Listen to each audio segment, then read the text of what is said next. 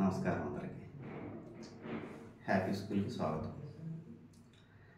నటన అనేటప్పటికీ నవరసాలు గుర్తొస్తాయి. ఏంటి నవరసాలు అంటే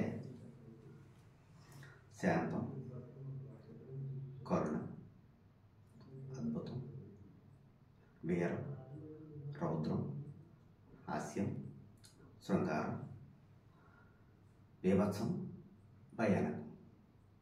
వీటిని నవరసాలు అంటారు. రసం అంటే ఏమీ లేదండి, ఒక రకం. అంటే నవరసాలు అంటే 9 రకాలు నటనలో ఉన్న వేరియేషన్స్.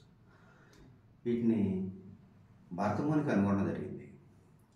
మొదట్లో భరతముని వీటిని కనుగొన్నప్పుడు శాంతరసం లేదు, 8 రసాలే ఉండేవి.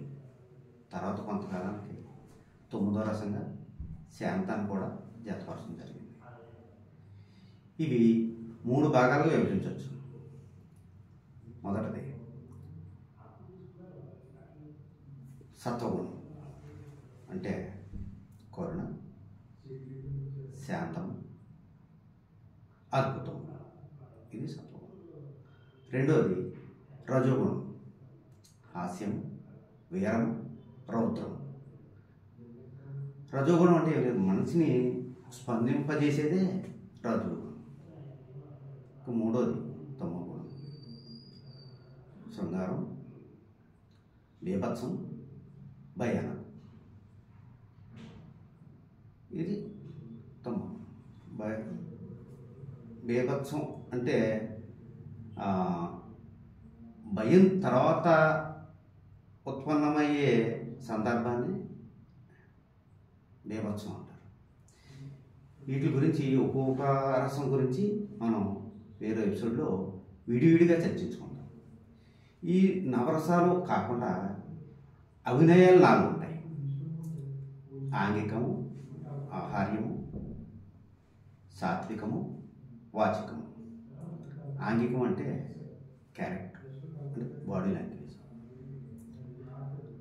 సాత్వికం అంటే గుణం. ఒక మనిషి, ఒక డాక్టర్ ఉంటే మంచి డాక్టర్, చెడ్డ డాక్టర్. ఒక పోలీస్ ఆఫీసర్ లంచం తీసుకుని కూడా తీసుకోకుండా చేసేవాడు, గుణం తెలిపేది. అలాగే ఆహార్యం, డ్రెస్. ఒక పోలీస్ ఆఫీసర్ కానీ ఒక డాక్టర్ కానీ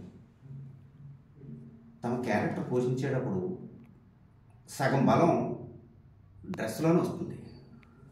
యూనిఫామ్ లేకుండా అతను ఎంత యాక్ట్ చేసినా రంజింప చేయలేదు.